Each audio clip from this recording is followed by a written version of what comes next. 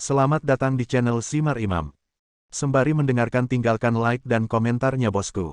Jangan lupa pasang headset kalian. Siapkan kopi dan camilan. Lupakan pahitnya kehidupan. Mari kita dengarkan sambil rebahan. Bab 1136. Ada dua alasan mengapa Chen Feng menyerah bertarung dengan Chen Tianming malam ini. Alasan pertama adalah dia dan Chen Tianming memiliki ide yang sama. 8 hari kemudian akan menjadi hari terbaik untuk duel. 8 hari kemudian, jalan rahasia di Gua Leiyin akan dibuka kembali, dan akan terjadi pertarungan dengan klan kekaisaran untuk memperebutkan segel kekaisaran. Juga dalam 8 hari, kepemilikan Ratu Hiburan akan diputuskan.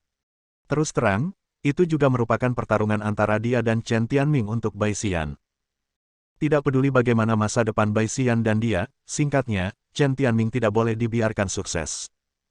Oleh karena itu, 8 hari kemudian adalah hari terbaik untuk duel. Alasan kedua lebih objektif. Kekuatan Chen Tianming bisa dikatakan sangat kuat. Meskipun si Guangji terluka parah, kemampuan bertarung Ling Yang masih ada. Jika kedua belah pihak bertarung pada saat ini, hasilnya tidak dapat diprediksi. Selain itu, dia samar-samar merasa ada 10 orang yang sangat kuat yang mengintai di sekitarnya.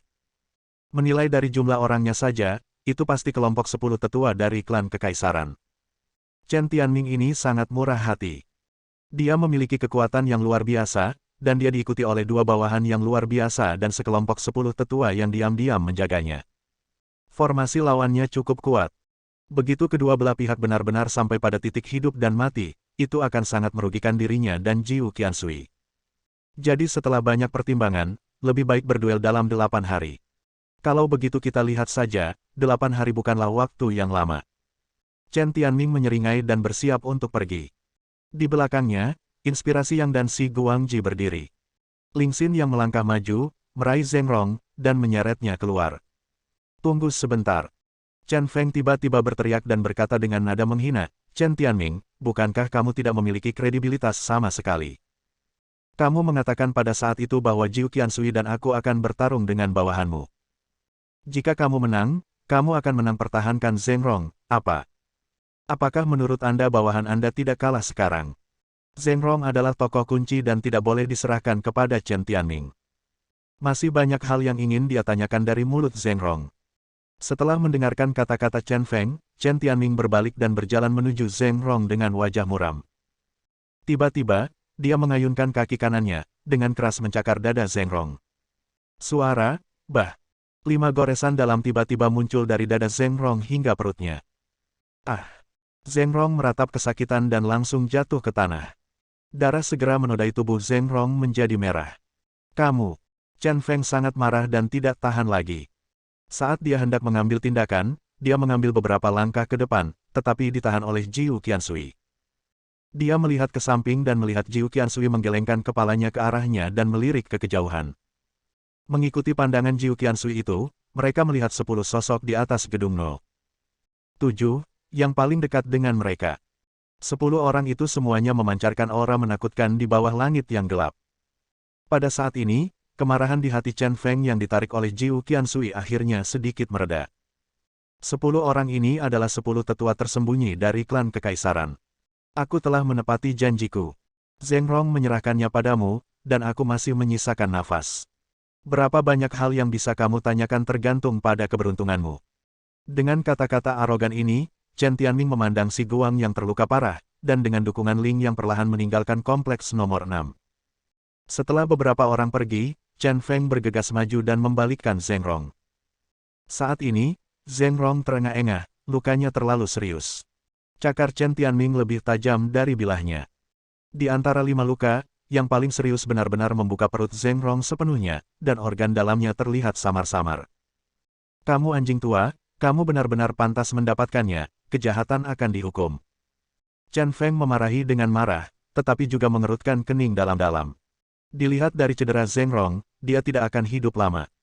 Mendengar suara langkah kaki, dia menoleh ke belakang dan melihat Qin De berjalan bersama banyak orang. Qin De berteriak sambil berjalan, cepat, kirim Zheng Rong ke rumah sakit. Chen Feng, tidak perlu pergi ke rumah sakit. Aku tahu aku tidak bisa bertahan.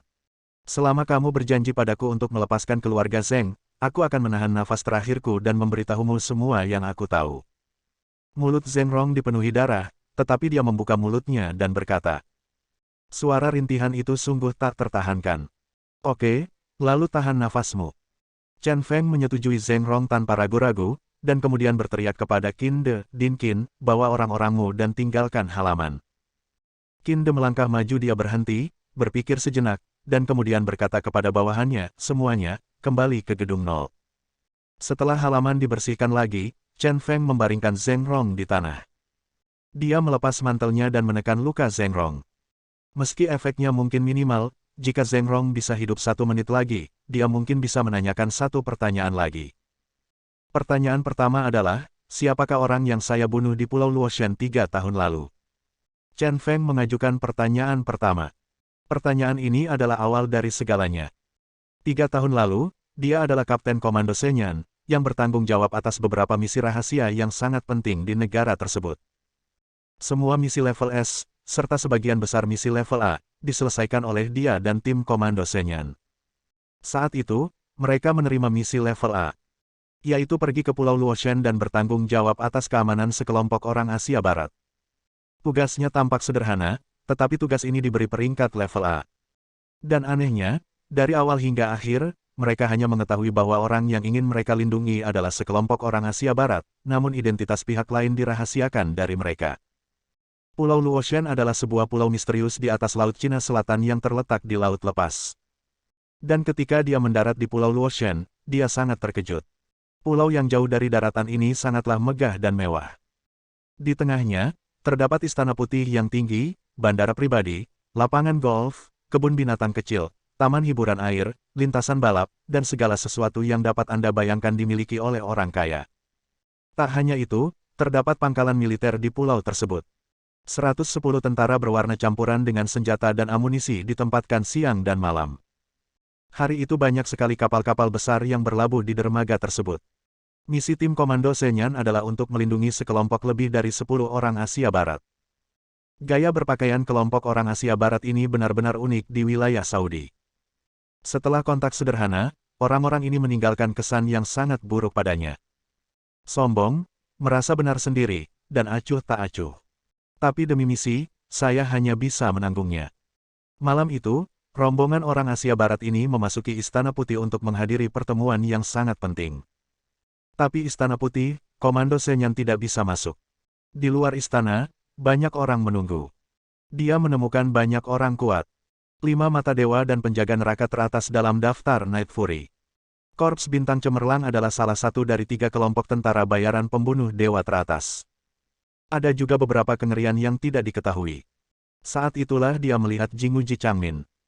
Hanya saja saat itu Jinguji Changmin mengenakan topeng kulit manusia dan mengubah penampilannya, namun berpenampilan seperti ninja. Itu juga karena pakaian aneh yang membuatnya melihatnya beberapa kali lagi.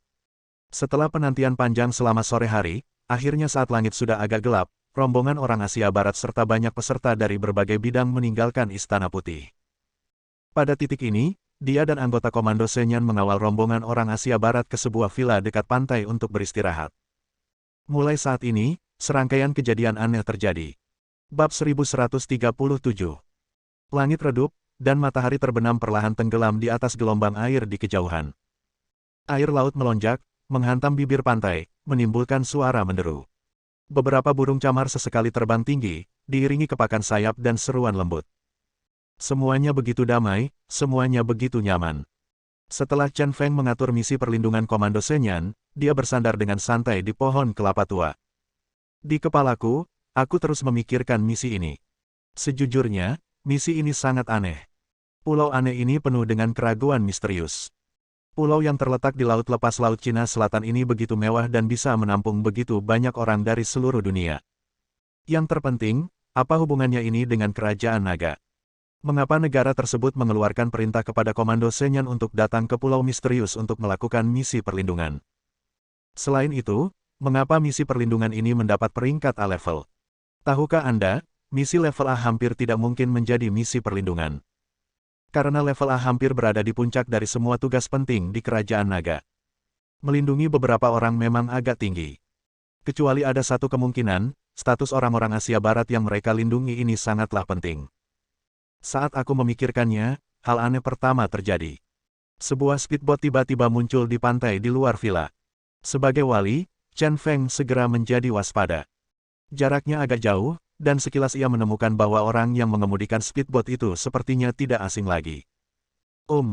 Setelah melihat lebih dekat, dia menemukan bahwa orang yang mengemudikan speedboat itu sebenarnya adalah Bai Xian. Kali ini, Chen Feng sangat terkejut. Kemunculan Bai Xian benar-benar tidak terduga dan sulit untuk dia pahami. Menurut informasi misi, Pulau Luotian adalah pulau yang sangat misterius. Setiap saat, ada angkatan bersenjata yang kuat yang menjaga garis pantai, tidak mungkin orang biasa bisa menaiki pulau ini. Kalau begitu, mengapa Bai Xian muncul di sini? Semakin dia memikirkannya, semakin aneh jadinya. Dia mengambil teleskop dan memastikannya lagi. Setelah memeriksanya, saya semakin yakin bahwa orang itu adalah Bai Xian, dan dia tidak mungkin salah. Tak hanya itu, saat melihat Bai Xian melalui teleskop, amarahnya melambung ke langit. Melalui teleskop, terlihat jelas bahwa pakaian Bai Xian sedikit berantakan. Tak hanya itu, terdapat bekas luka berwarna merah darah di lengan kirinya yang mengeluarkan darah. Pikiran pertama yang terlintas di benaknya adalah, apakah Bai Xian diintimidasi? Pada saat ini, Bai Xian di teleskop sepertinya tahu bahwa Chen Feng sedang menatapnya, ekspresinya sedih dan serius, dan dia menggelengkan kepalanya dengan putus asa. Xian. Adegan seperti itu membuat Chen Feng tak tertahankan lagi. Dia menggunakan walkie-talkie dan berkata kepada anggota komando Senyan, semuanya, perhatikan, pertahankan posisimu, dan lindungi orang-orang di villa. Saya melihat Bai Xian. Temukan dia dan segera kembali. Dimengerti. Segera, tanggapan anggota tim datang dari headphone. Sebagai anggota komando Senyan, mereka semua telah bertemu Bai Xian, dan mereka semua tahu bahwa Bai Xian adalah wanita Chen Feng. Beberapa dari mereka baru saja melihat penampilan Bai Xian yang menyedihkan melalui teropong. Mereka dapat memahami suasana hati kapten saat ini, dia pasti memiliki keinginan untuk membunuh. Selain itu, vilanya sangat sepi dan tidak ada yang aneh, jadi seharusnya tidak ada masalah dengan misi perwalian, jadi mereka dengan suara bulat mendukung Chen Feng dalam menemukan Bai Xian. Chen Feng merasa lega dan bergegas ke pantai. Namun ketika hendak mendekati speedboat, ia melihat Bai Xian menyalakan speedboat dan berlayar ke sisi lain. Xian! Teriaknya, namun speedboatnya tidak berhenti. Meskipun dia bingung, ketika dia memikirkan pakaian Bai Xian yang berantakan dan luka di lengannya, dia merasa sangat gila. Dia hanya mengikuti garis pantai dan mengusirnya. Meski berlari sangat kencang, namun masih tertinggal jauh dibandingkan speedboat. Dengan cara ini, setelah mengejarnya sepanjang jalan, dia akhirnya menemukan speedboat yang dikendarai Bai Xian di sebelah villa perairan yang tenang. Dia diam-diam memasuki villa dan mencari. Seluruh villa kosong. Saat dia bertanya-tanya, dia tiba-tiba mendengar semburan suara tembakan dari garis pantai yang jauh. Chen Feng tiba-tiba berbalik dan berkata pada dirinya sendiri, oh tidak. Segera, dia meninggalkan villa dan naik speedboat. Karena dilihat dari arah tembakannya, sepertinya itu adalah arah komando Senyan. Namun speedboat tersebut sepertinya rusak dan tidak bisa dihidupkan. Sialan. Dia berkata dengan marah, dan menyerah begitu saja pada speedboatnya, masih berlari kembali. Perjalanan pulang pergi memakan waktu sekitar setengah jam. Keberangkatan setengah jam inilah yang mengubah takdir seumur hidup Chen Feng. Saat dia bergegas kembali ke villa, pemandangan menjadi berantakan. Ada banyak mayat tentara berwarna-warni tergeletak di depan pintu villa. Di dalam villa, masih terjadi semburan tembakan. Akulah kepala naga. Jika kamu mendengarku, tolong jawab aku. Jika kamu mendengarku, tolong jawab aku. Dia menyipitkan matanya dan berteriak ketika dia bergegas ke villa. Begitu mereka masuk, mereka melihat lebih dari 20 pria bersenjata, menembaki pasukan komando Senyan dengan putus asa. Pada saat itu, mata Chen Feng meledak dengan niat membunuh yang mengerikan. Yang terjadi selanjutnya adalah pertempuran yang keterlaluan dan berdarah. Chen Feng sendirian membunuh lebih dari 20 militan. Banyak dari militan ini lebih kuat dari Grandmaster. Darah, mayat, dan ratapan. Ketika semuanya berakhir, Chen Feng menghadapi 4 mayat komando Senyan.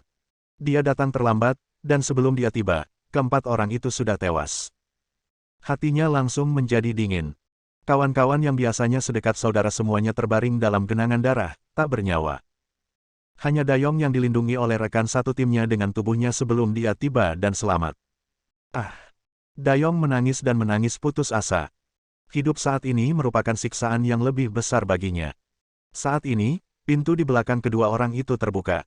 Beberapa orang Asia Barat merasa malu. Sampah, sampah. Pemimpin itu mengutuk pasukan komando Senyan. Tadi, beberapa temannya tewas dalam baku tembak. Menurutnya, karena buruknya perlindungan komando Senyan maka rekan-rekannya terbunuh. Tahukah kamu betapa mulianya hidup kita? Mengapa kalian orang-orang tercela bahkan tidak bisa melakukan tugas perlindungan yang paling sederhana? Pergilah ke neraka. Pria itu sudah gila. Dia mengambil pistol dan mengarahkannya ke Dayong, yang terluka parah, tertembak. Namun, dengan kilatan cahaya putih, peluru itu terhalang. Ekspresi Chen Feng tegas dan mematikan. Pada saat yang sama, Dayong berteriak dengan marah, "Kapten, Wang Suyan dan Tian Zhan dibunuh bukan oleh musuh, tetapi oleh orang Asia Barat ini." Pada saat itu, kemarahan Chen Feng benar-benar tersulut. Dia tiba-tiba berdiri, matanya tajam, seperti binatang jahat dari neraka. "Apa yang akan kamu lakukan? Tahukah kamu identitas kami? Jika kamu berani menyentuhku, negaramu tidak akan memaafkanmu, karena aku bisa membawa kekayaan yang tak ada habisnya ke negaramu." Pemimpin itu merasakan dengan kekuatan Chen Feng dan niat membunuh yang menakutkan, dia akhirnya takut. Namun, sudah terlambat. Saat ini, Chen Feng telah kehilangan akal sehatnya. Hanya dalam beberapa menit, dia membunuh semua orang Asia Barat. Darah menginfeksi tubuhnya, dia menengadah ke langit dan berteriak, suaranya sedih. Bab 1138. Kenangan itu berat dan menyedihkan. Saat dia memikirkan rekan-rekannya yang berlumuran darah, hatinya sakit. Dia bahkan tidak bisa memaafkan dirinya sendiri mengapa dia meninggalkan villa untuk mengejar Bai Xian. Jika dia tidak mengejar Bai Xian, tidak ada kekuatan di dunia ini yang mampu mengalahkan komando Senyan selama dia ada. Sejujurnya, terkadang ketika dia memikirkannya lagi, dia sebenarnya bertanya-tanya apakah itu karena Bai Xian tahu bahwa dia dan rekan-rekannya akan berada dalam bahaya, jadi dia sengaja memancingnya pergi. Tujuan utamanya adalah menyelamatkannya. Namun semakin dia memikirkannya, semakin dia tidak bisa melepaskannya dan semakin dia membencinya. Itu juga membuat hatinya tidak bisa menerima Bai Xian lagi. Dia membenci dirinya sendiri dan Bai Xian karena secara tidak langsung membunuh 4 rekannya. Selain menyalahkan diri sendiri, terkadang saat sudah tenang, saya akan mengulas kembali kejadian di Pulau Luoshan. Semakin aku memikirkannya, semakin aneh jadinya. Seluruh Pulau Luoshan sepertinya adalah jebakan. Night Fury, Star Glory Corps, dan banyak master tak dikenal. Sederhananya, orang-orang ini semua berasal dari dunia bawah tanah, kenapa mereka diundang ke Pulau Luoshan? Istana Putih itu seperti kawasan terlarang, siapa yang ada di dalamnya? Apa sebenarnya pertemuan yang dihadiri banyak pihak itu? Yang paling tidak bisa dipahami adalah serangan terhadap negara-negara Asia Barat. Jangan bicara tentang bagaimana orang jahat menerobos garis pertahanan laut dan datang ke Pulau Luoshan. Ketika para gangster menyerbu villa, mengapa tidak ada yang memberikan bantuan, meskipun faktanya ada begitu banyak kekuatan di pulau itu pada saat itu, kecuali beberapa prajurit kulit berwarna yang datang untuk menyelamatkan mereka. Meskipun area villa tempat tinggal berbagai kekuatan berbeda, Pulau Luoshan tidak besar, jadi jika Anda benar-benar melakukan penyelamatan, Anda pasti bisa datang tepat waktu. Yang terpenting adalah orang-orang di Istana Putih tidak pernah muncul dari awal sampai akhir. Singkatnya, semua orang sepertinya sedang menonton pertunjukan, menyaksikan kehancuran Asia Barat dan kehancuran Komando Senyan. Hari itu, dia menghubungi Departemen Perang. Sendirian, menjaga Dayong dan jenazah 4 rekannya. Di luar villa banyak orang berkumpul, banyak yang terlambat. Tapi sepertinya mereka hanya khawatir dia akan kabur, jadi mereka mengepung villa. Setelah itu, kapal perang kerajaan naga mendarat di pulau itu, dan dia meninggalkan Pulau Luoshan bersama mayat rekan-rekannya. Namun, setelah kembali ke Departemen Perang, dia ditangkap karena pembunuhan tersebut. Akhirnya, dia diadili di hadapan Mahkamah Internasional dan dipenjarakan di Teluk Guantanamo. Orang-orang yang kamu bunuh saat itu adalah anggota klan kekaisaran lain, yang disebut keluarga Dewa Tula. Zheng Rong terisak dan akhirnya berbicara, mengungkapkan identitas kelompok orang Asia Barat itu. Keluarga Dewa Tula. Chen Feng menarik kembali pikirannya, sejujurnya, dia sudah menebaknya. Sekarang, hal itu akhirnya dikonfirmasi. Tak heran jika negaranya tak kuasa menahan tekanan dan ingin mengirimnya ke pengadilan internasional. Dia membunuh banyak orang dari klan kekaisaran, dan dampaknya terlalu besar.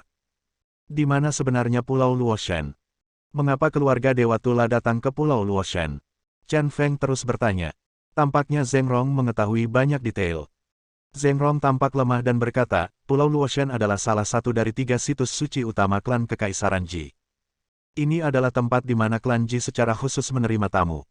Keluarga Sentula diundang oleh klan Ji. Datanglah untuk menghadiri sebuah pertemuan penting. Karena wilayah Arab yang dikuasai klan Dewa Tula kaya akan minyak. 3 tahun lalu, ditemukan ladang minyak besar dengan cadangan puluhan miliar ton, ladang minyak Gawa.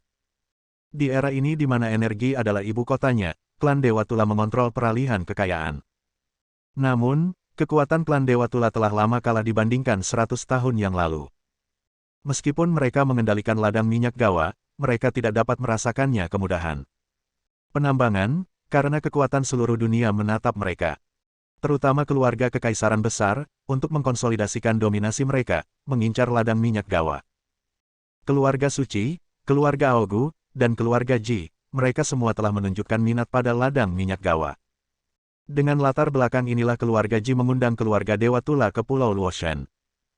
Tujuannya adalah untuk membahas kerjasama ladang minyak, dan operasi spesifiknya, biarkan saja kerajaan naga bekerja sama dengan pihak lain dalam bentuk negara. Setelah mendengar ini, Chen Feng akhirnya mengerti. Di Pulau Luoshan hari itu, klan Ji mengundang klan Dewa Tula untuk membahas kerja sama di ladang minyak Gawa. Metode kerjasama yang spesifik adalah kerajaan naga yang maju. Ini bisa dikatakan sebagai peristiwa besar yang melibatkan berdirinya kerajaan naga, lagi pula di era ini, jika Anda bisa mengendalikan sumber daya, Anda bisa mengendalikan dominasi dunia sampai batas tertentu. Kalau dipikir-pikir seperti ini, masuk akal jika negara mengirimkan tim komando Senyan untuk melindungi tamu keluarga Sentula. Alasan untuk mengklasifikasikan misi perlindungan sebagai level A juga sudah lengkap. Jika ini benar, dia memang orang berdosa di kerajaan naga. Tapi anehnya, karena pertemuannya sangat penting dan berada di tempat suci klan Ji, mungkinkah saat itu tidak ada inspirasi untuk mengagumi orang yang begitu luar biasa? Apakah tidak ada 10 tetua klan kekaisaran? Jika orang-orang ini ada di sini, mereka pasti tidak akan membiarkan orang jahat menyerang villa klan Dewa Tula tanpa kendali. Atau pikirkan sebaliknya, apakah Komando Senyan benar-benar diperlukan untuk melindungi rakyat klan Kaisar Dewa Tula saat itu? Tampaknya masalah ini melibatkan kerajaan naga, jadi dapat dimengerti jika Komando Senyan mengambil tindakan. Namun jika dipikir-pikir baik-baik, bukan itu masalahnya. Lagi pula, di Pulau Luoshan, Komando Senyan juga merupakan orang luar. Akan lebih masuk akal dan lebih aman jika klan Ji Imperial mengirim seorang transenden dan sekelompok 10 tetua. Apakah insiden darah langit di Pulau Luoshan adalah sebuah konspirasi? Setelah banyak pertimbangan, dia bertanya langsung. Semuanya bercampur dengan hal yang tidak masuk akal. Saya selalu merasa bahwa segala sesuatunya tidak sesederhana itu. Zheng Rong terengah-engah dan hampir tidak bisa bernapas. Matanya melebar, dan dia akhirnya menahannya, lalu berkata, ya, insiden Tianshui saat itu sebenarnya adalah sebuah permainan. Kalian Komando Senyan adalah bidak catur klan kekaisaran yang ditinggalkan. Bicara lebih jelas, tujuan mendasar klan Kaisar klan Ji bukanlah untuk benar-benar bernegosiasi, tetapi untuk membunuh klan Kaisar Dewa Tula dan partainya, dan untuk membingkai masalah ini. Pada saat itu, klan Kaisar Dewa Tula dikendalikan oleh 2 kekuatan besar, satu di antaranya adalah pemimpin orang-orang yang Anda lindungi di Pulau Luoshan disebut Dewa Tula Tianen. Orang lain yang bertanggung jawab disebut Dewa Tula Zungu. Klan Ji dan Dewa Tula Zungu diam-diam berkolusi untuk berkonspirasi melawan Pulau Luoshan. Selama pembicaraan di Pulau Luoshan, bunuh Dewa Tula Tianen. Dengan cara ini, Dewa Tula Zungu dapat sepenuhnya mengendalikan klan kekaisaran Dewa Tula. Setelah itu, dia berjanji untuk bekerja sama dengan kerajaan naga untuk mengembangkan ladang minyak Gawa. Bukan hanya itu, karena keluarga Dewa Tula dan keluarga Aogu mempunyai permusuhan, dan keluarga Dewa Tula diserang di Pulau Luoshan, sasaran kecurigaan semua orang adalah keluarga Aogu, bukan keluarga Kaisar keluarga Ji. Dan keluarga Kaisar keluarga Ji akan menjadi sasaran kecurigaan. Untuk menghilangkan kecurigaan mereka sendiri, mereka memutuskan untuk mengorbankan Komando Senyan paling terkenal dari kerajaan naga. Selama semua anggota Komando Senyan mati dalam pertempuran sementara melindungi klan Kaisar Dewa Tula, sebagian besar dapat mengurangi kebencian keluarga Dewa Tula. Jadi, Komando Senyan adalah putra terlantar yang dipilih oleh keluarga kekaisaran keluarga Ji. Hanya karena kamu hal-hal itu terjadi menyimpang dari rencana awal. 1139. Pada saat ini, kepala Chen Feng dalam keadaan terguncang.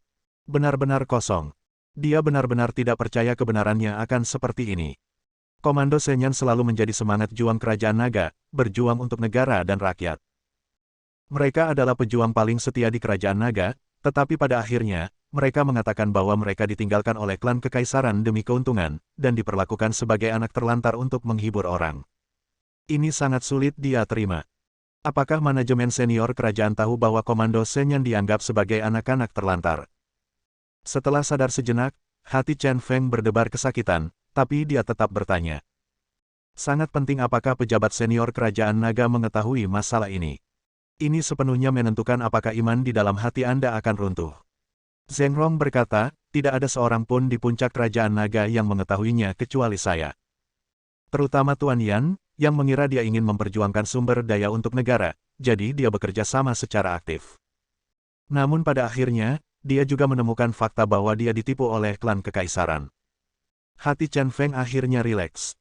Dengan kata lain, Tuan Yan tidak merasa kasihan padanya, dan kerajaan naga tidak merasa kasihan padanya. Semua ini adalah hal-hal kotor yang dilakukan secara diam-diam oleh para monster klan kekaisaran yang mencari keuntungan. Mengapa eksekutif senior lainnya tidak mengetahui hal ini, tetapi Anda mengetahuinya? Chen Feng bertanya lagi. Meskipun status Zheng Rong cukup tinggi, dia bukanlah makhluk teratas di kerajaan naga. Di kerajaan naga, masih ada beberapa orang tua yang mengendalikan segalanya dan menjaga segalanya di kerajaan naga. Aneh, mengapa Zheng Rong mengetahui cerita di dalam insiden Tianshui dengan baik? Zheng Rong menjelaskan, nenek moyang keluarga Zheng awalnya adalah keluarga kekaisaran klan kekaisaran. Ketika mereka dipisahkan dari Sekte Yuntang, mereka juga menerima instruksi dari klan kekaisaran untuk membangun kekuatan mereka di kerajaan naga. Dan dengan pembaruan klan kekaisaran, di generasi baru, saya beruntung menjadi staf putra kaisar surga di klan kekaisaran. Berkali-kali, saya menasihatinya. Saya akan segera mati, dan saya tidak takut untuk memberitahu Anda bahwa saya berkolusi dengan Dewa Tula Zungu untuk membunuh Dewa Tula Tianen, dan apa yang terjadi setelah itu. Memperlakukan klan kekaisaran sebagai putra terlantar adalah ide saya untuk putra kaisar surga. Jadi, selain orang-orang dari klan kekaisaran, hanya aku yang mengetahui kebenarannya. Mendengar ini, mata Chen Feng membelalak, dipenuhi kebingungan. Seluruh tubuhnya gemetar karena niat membunuh. Gemetar semacam itu bukanlah rasa takut, tapi penindasan yang panik terhadap keinginannya untuk membunuh. Itu kamu. Ternyata kamulah yang membunuh temanku. Dia mengertakkan gigi, merasa bahwa dia akan menamparkan Zheng Rong sampai mati kapan saja, di mana saja. Kalau tidak, menurutmu mengapa aku mendaki semakin tinggi? Itu karena klan kekaisaran ada di belakangku, mendukungku. Zheng Rong, yang sedang sekarat, berkata lagi, kecenderungan umumnya adalah, sepanjang zaman, ada banyak hal yang aku tidak punya pilihan. Bagimu, dikatakan bahwa sangat kejam dan kejam menganggap Komando Senyan sebagai anak terlantar. Tapi ketika dia mencapai level klan kekaisaran, dia ingin mengkoordinasikan pengembangan seluruh klan kekaisaran dan mengendalikan domain Ye. Untuk mendapatkan sumber daya, sejujurnya, tidak ada salahnya melakukan itu. Setelah kerajaan naga mengendalikan sumber daya, ia akan berkembang pesat dalam waktu yang lama. Menurutku tidak ada salahnya mengorbankan beberapa dari kalian demi kemakmuran kerajaan naga. Selain itu, ini juga alasan mengapa kalian, kerajaan naga, para prajurit negara seharusnya sudah menyadari hal ini selama ini.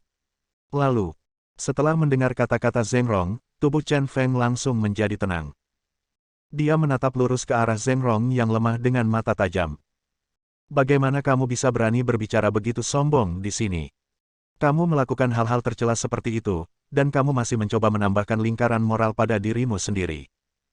Chen Feng mencibir dan berkata, kepentingan orang kecil, di banyak kasus, harus diberikan kepada orang lain. Konsesi kepentingan kolektif atau nasional. Jika aku bisa menyelamatkan banyak orang di kerajaan naga dengan mengorbankanku, aku akan mengorbankan hidupku tanpa ragu-ragu. Tapi, kamu diam-diam telah mengubah konsep. Semua ini adalah sublimasi spiritual yang memicu satu sama lain, semacam keadilan moral, dan itu adalah pemenuhan cinta Anda dan keinginan saya satu sama lain. Tapi lihat apa yang telah Anda lakukan. Menipu, berkolusi, menyembunyikan, dan membunuh orang yang tidak bersalah tanpa pandang bulu. Itu saja. Apakah Anda ingin berdiri di atas landasan moral yang tinggi? Perilaku Anda benar-benar membuat saya jijik. Oleh karena itu, saya akan mencari keadilan atas pengorbanan Komando Senyan satu persatu. Kaisar yang kamu bicarakan, aku akan membunuh mereka semua. Untuk menyelamatkan para sandera Kerajaan Naga, demi martabat nasional Kerajaan Naga, atau untuk melindungi kepentingan nasional Kerajaan Naga, bahkan jika mereka tahu bahwa mereka akan melakukannya. Mati, tim Komando Senyan mereka akan terus bertarung tanpa ragu-ragu. Mati di tempat yang tepat, mati dengan murah hati. Seperti klan kekaisaran, kolusi dan pembunuhan adalah konspirasi dan konspirasi. Setelah itu, Anda masih ingin menggunakan apa yang disebut kepentingan untuk menunjukkan moral Anda yang tinggi dan membuatnya mengakui dan menerima nasibnya, itu sungguh konyol. Klan kekaisaran seperti itu membuatnya semakin kejam. Lebih jelasnya, dia bersedia melindungi Kerajaan Naga karena ini adalah tanah airnya. Tapi bagi klan kekaisaran, itu omong kosong. Setelah menenangkan diri, dia bertanya lagi, apakah putra Kaisar Surga yang Anda sebutkan Chen Tianming? Apa identitas Chen Tianming? Hal lainnya adalah, mengapa Bai Xian muncul di Pulau Luoshen 3 tahun lalu? Chen Tianming berasal dari klan kekaisaran, dia. Saat Zheng Rongzheng berbicara, dia memuntahkan seteguk darah. Darah mengucur dan mengalir ke seluruh lehernya. Anjing tua, tunggu sebentar. Chen Feng mengambil pakaiannya dan menyeka mulut Zheng Rong. Setelah menyeka, mata Zheng Rong melotot, tetapi tidak bernyawa. Mati. Oh tidak. Pada saat kritis, sebelum dia selesai bertanya, Zheng Rong meninggal. Chen Feng berdiri dengan sangat kesal dan melemparkan mantelnya yang berlumuran darah ke tanah. Tampaknya perlu beberapa waktu untuk menjawab teka-teki Chen Tianming. Adapun kemunculan Bai Xian di Pulau Luoshen, juga ditangguhkan. Namun meski begitu, malam ini, insiden darah langit akhirnya diklarifikasi. Pulau Luoshen 3 tahun lalu sebenarnya adalah jebakan yang dibuat oleh klan Ji untuk menjebak dan membunuh Dewa Tula Tien dan rombongannya. Adapun Komando Senyan, mereka adalah anak-anak terlantar yang ditemukan oleh klan Kekaisaran Ji, khusus untuk meredam tekanan opini publik. Bagaimanapun, Komando Senyan adalah anggota pasukan khusus paling elit di Kerajaan Naga. Jika orang-orang ini mati dalam pertempuran untuk melindungi klan Kaisar Tula, kritik terhadap masalah ini dari dunia luar akan jauh lebih sedikit. Tentu saja, jalannya masalah ini tidak berjalan sesuai dengan gagasan klan Ji. Pada akhirnya, Chen Feng membunuh Dewa Tula Tianen dengan tangannya sendiri. Meski ada beberapa liku-liku, Dewa Tula Tien tetap mati. Saya tidak tahu apakah klan Ji dan Dewa Tula Zungu pada akhirnya mencapai kerjasama untuk menangani masalah Zheng Rong. Chen Feng dan Jiu Qiansui kembali ke rumah Pangeran Jin dan menelepon Ning Xue dan Hua Fengyang. Di aula suanya, Chen Feng berkata kepada Ning Xue dan Hua Fengyang, malam ini, alasan mengapa saya datang kepada Anda adalah untuk meminta Anda melakukan sesuatu untuk saya. Masalahnya sangat sederhana, tidak peduli berapa banyak uang yang harus dikeluarkan, atau pergi dengan begitu banyak koneksi, keponakan saya, Wang Xinyao, menduduki peringkat pertama dalam pemilihan Ratu Hiburan tahun ini. Bab 1140. Chen Feng tiba-tiba mengajukan permintaan seperti itu, yang mengejutkan Hua Fengyang dan Ning Xue. Hua Fengyang berkata dengan senyum agak malu, saya memahami Ratu Industri Hiburan. Bagaimanapun, banyak bintang wanita yang tidak dapat lepas dari lingkaran generasi kedua Yanjing dan di kita. Namun, dalam beberapa tahun terakhir, Bai Xian telah menjadi pusat perhatian. Sejujurnya, dengan popularitasnya, dia memiliki kemungkinan 80% untuk memenangkan gelar Ratu Industri Hiburan lagi tahun ini. Saya juga tahu bahwa keponakan Anda Wang Xinyao telah tampil sangat baik di industri hiburan baru-baru ini. Dia telah muncul di beberapa variety show populer dan beberapa serial TV. Dia ditampilkan dalam video promosi. Terutama di beberapa platform video pendek, dia sangat aktif, dan jumlah penggemarnya telah mencapai jutaan. Saya tahu bahwa Andalah yang berada di balik layar memberi Wang Xinyao sumber daya yang cukup. Sekarang Wang Xinyao ada di sini di antara para pendatang baru, dia cukup luar biasa. Tapi sejujurnya, dibandingkan dengan popularitas Bai Xian, kesenjangannya masih relatif besar. Sulit untuk memenangkan mahkota Ratu Hiburan dari Bai Xian. Industri hiburan sangat aneh. Tampaknya glamor di permukaan, tetapi di balik layar, lebih kotor dan berbau daripada selokan yang bau. Kecuali sedikit yang beruntung, sebagian besar ketenaran seorang aktris disebabkan oleh akumulasi kekuasaan konsorsium. Pada saat paling awal, yang berdiri di belakang Bai Xian adalah Chen Feng. Ditambah dengan penampilan dan temperamennya yang luar biasa, ia akhirnya mencapai posisi aktris nomor 1 di Yanjing. Sekarang, Ada juga berkah dari pasukan Chen Tianming. Bisa dikatakan sudah bertahan lama dan telah diakui sepenuhnya oleh masyarakat di seluruh tanah air. Oleh karena itu, hampir mustahil bagi Wang Xinyao, seorang pendatang baru, untuk mencuri mahkota ratu hiburan dari Bai Xian. Tetapi Chen Feng berkata, Feng Yang, jika masalahnya sangat sederhana, saya tidak akan mendatangi Anda dan Xiao Xue. Terus terang, saya hanya ingin kalian berdua mendorong Wang Xinyao dengan cara apapun. Saya tidak akan sembunyikan darimu. Katanya, ini bukan hanya untuk memuji keponakanku, tapi pertarungan antara aku dan klan kekaisaran. Pertarungan untuk segel kaisar, pertarungan antar ratu di industri hiburan. Ini semua adalah pertarungan antara dia dan Chen Tianming. Ketika kata-katanya sampai pada titik ini, Ning Xue memimpin dengan mengangguk. Dengan tatapan percaya diri di matanya, dia berjanji kepada Chen Feng, orang gila, jangan khawatir. Ini hanya masalah mengeluarkan sejumlah uang. Lao Hua dan saya akan melakukan yang terbaik. Dalam industri hiburan, uang adalah Tuhan, dan kami tidak kekurangan uang. Bintang-bintang ada di sisi baiknya, tetapi di balik layar, masih ada perbandingan modal. Jika dia dan Hua Feng yang bersatu, bisa dikatakan mereka tak terkalahkan dalam hal uang. Skenario terburuknya adalah menggunakan uang untuk membelikan Wang Xinyao mahkota sebagai ratu industri hiburan. Ning Xue berkata begitu, Hua Feng yang juga berkata dengan berani, ayo, aku akan melakukan yang terbaik, tapi Xiao Xue, berapa umurku, kamu memanggilku Lao Hua. Bisakah kamu mengganti namamu? Tidak. Ning Xue tampak acuh tak acuh dan menolak secara langsung. Hua Feng yang tiba-tiba terlihat tidak berdaya, sepertinya nama memalukan Lao Hua tidak bisa dihindari. Percakapan keduanya membuat Chen Feng tertawa. Dia berkata lagi, sejujurnya, saya harus pergi jauh, Odomen. Ini akan memakan waktu paling cepat 3 hingga 5 hari untuk kembali, jadi saya tidak dapat membantu dalam masalah ini, Anda hanya dapat mengkhawatirkannya itu. Aphrodite mengatakan bahwa ayahnya hanya punya waktu 3 hari untuk hidup. Oleh karena itu, dia harus bergegas ke sana secepatnya. Oh Domain. Ning Xue berkata dengan ekspresi khawatir di wajahnya, apakah itu berbahaya? Chen Feng tersenyum pahit. Dia benar-benar tidak tahu bagaimana menjawab pertanyaan ini. Setiap perjalanan yang dilakukannya sepertinya disertai bahaya. Aku berjanji padamu, aku akan kembali hidup-hidup. Setelah berjanji, Chen Feng juga menghela nafas dalam hatinya. Pergi ke Sekte Tianshan kali ini hampir seperti menyentuh keju banyak orang, dan itu pasti sangat berbahaya. Apalagi keluarga suci yang sudah banyak menderita kerugian di tangannya pasti tidak akan menyerah. Singkatnya, perjalanan ini pasti tidak akan berjalan mulus. Namun, sejak dia menyetujui Aphrodite, dia bertekad menjadi penyembah matahari. Setelah itu, Chen Feng menyuruh Jin Yu dan Jiu Qiansui untuk menjaga Gua Leiyin dengan baik dan tidak membiarkan Chen Tianming menggunakan cara apapun sebelumnya untuk merebut segel kekaisaran. Setelah menerima jaminan dari Jin Yu dan Jiu Qiansui, dia mengucapkan selamat tinggal kepada semua orang dan segera pergi. Mereka bahkan tidak bertemu Ruan Qingqiu dan Luo Rongyan. Dia tidak membiarkan siapapun mengantarnya pergi, jadi dia naik taksi dan tiba di bandara pada tengah malam. Saya baru saja menelepon Ruan Qingqiu dan Luo Rongyan dalam perjalanan ke bandara. Dia menyuruh mereka berdua untuk menstabilkan Hongmen dan membuka seluruh dunia bawah tanah Yanjing sebanyak mungkin. Sesampainya di bandara, pesawat yang saya naiki bukanlah penerbangan langsung ke Domain O. Tujuannya adalah Qinxi. Saat itu hampir jam 2 pagi, dan pesawat langsung mendarat di bandara Qinxi. Chen Feng keluar dari bandara dan melihat Li Tongzu berdiri sendirian di luar dari kejauhan. Setelah melihatnya keluar, Li Tongzu segera berlari mendekat. Orang gila, kamu kembali. Li Tongzu tampak bahagia, dan dia sudah lama tidak bertemu Chen Feng.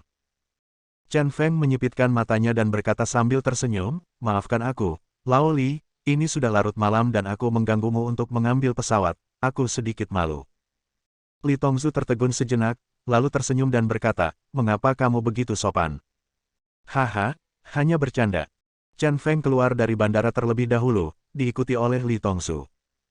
Setelah masuk ke dalam mobil dan berkendara di jalan tol bandara, Chen Feng tiba-tiba berkata, Li Tua, bagaimana kabar Qinxi akhir-akhir ini? Li Tongzu berkata sambil mengemudi, semuanya normal. Tuan Liu dan Tuan Li yang bertanggung jawab pekerjaan. Qin Meng perkembangannya berjalan lancar. Dapat dikatakan bahwa seluruh Qinxi berada di bawah kendali kita dan sangat stabil. Chen Feng mengangguk dan berkata dengan gembira, itu bagus. Saya takut jika saya kalah Yanjing, bagaimanapun juga akan ada seseorang. Kembalilah ke rumah. Li Tongzu tertegun sejenak, lalu berkata, aku percaya padamu, bahkan orang-orang dari Yanjing itu tidak bisa mengalahkanmu. Haha. Chen Feng tertawa keras, menyipitkan matanya dan berkata, denganmu aku sangat percaya diri dengan kalimat ini. Aku ingat saat kau dan aku pertama kali bertemu, menguji satu sama lain, lalu mengandalkan satu sama lain. Omong-omong, kami juga saling mendukung untuk keluar dari Qinxi. Saya sangat berharap segala sesuatu memiliki awal dan akhir. Di akhir kalimat, nadanya berubah. Itu menjadi sangat dalam dan terdengar sangat menyedihkan. Orang gila, aku tidak pernah mengkhianatimu. Kata-kata Chen Feng mengejutkan Li Tongzu. Chen Feng jelas khawatir dia akan mengkhianatinya pada saat kritis. Keraguan seperti itu sungguh menyedihkan. Chen Feng berkata, jangan terlalu banyak berpikir. Saya tidak tahu apa hasil perjuangan selanjutnya. Jika saya kalah dan mati, saya harap Anda menjaga Qinxi dengan baik karena mempertimbangkan masa lalu. Tidak perlu. Li Tongzu menyela Chen Feng. Dia menginjak pedal gas dengan keras, dan kecepatan mobil dengan cepat mencapai 200.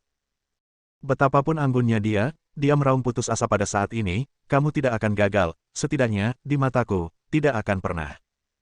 Pada saat itu, melihat profil Li Tongzu dari kursi belakang, Chen Feng juga terdiam. Bersambung. Nantikan bab selanjutnya bosku.